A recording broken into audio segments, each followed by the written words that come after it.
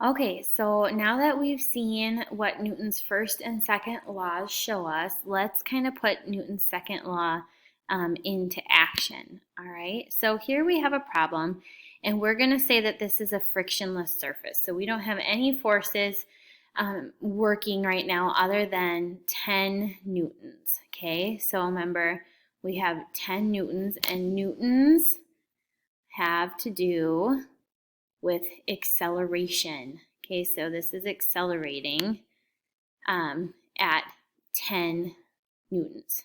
Okay, and it's acting upon an object whose mass is 20 kilograms. And I want to know, I shouldn't say acceleration, it's momentum. Okay, so it's got a momentum of 10 newtons, which means it's moving this way. We know that it is accelerating. We don't know the actual acceleration yet. Okay, so its momentum is 10 newtons. It's pushing this way on a 20 kilogram object, and we want to know the acceleration.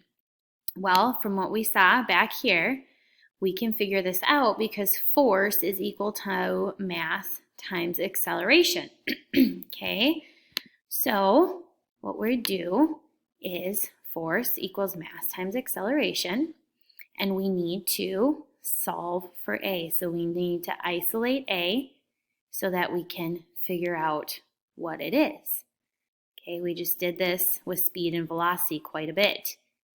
So I'm going to bring the M over. So F divided by M is equal to A. So we just need to plug in these numbers, okay? So as we do that,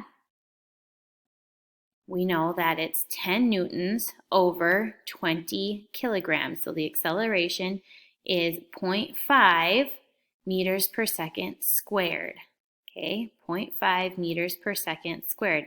Well, why do we know if we have a newton over a kilogram, it's meters per second squared?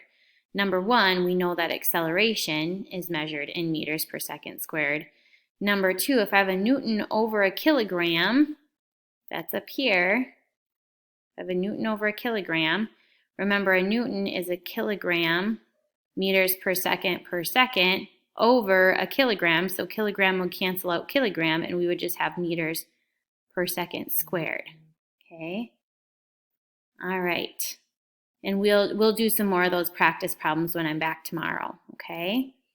So then, now that I know the acceleration, right? So I'm accelerating this object at 0.5 meters per second on a 20 kilogram object. I can find out the actual momentum, the number of the momentum, okay? So we have P as momentum, mass, times velocity, all right?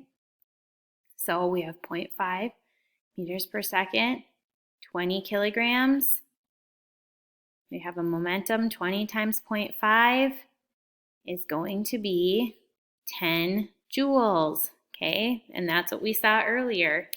So we have 10 joules, and that's the force working on this 20 kilogram object, okay?